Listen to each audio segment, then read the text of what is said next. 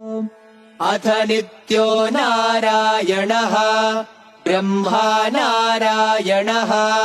शिवश्च नारायणः शक्रश्च नारायणः या वा पृथिव्यौ च नारायणः कालश्च नारायणः दिशश्च नारायणः ऊर्ध्वश्च नारायणः अधश्च नारायणः अन्तर्बहिश्च नारायणः नारायण अथ नित्यो नारायणः ब्रह्मा नारायणः शिवश्च नारायणः शक्रश्च नारायणः या वा पृथिव्यौ च नारायणः कालश्च नारायणः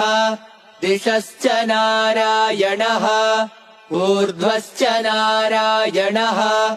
अधश्च नारायणः अन्तर्बहिश्च नारायणः नारायण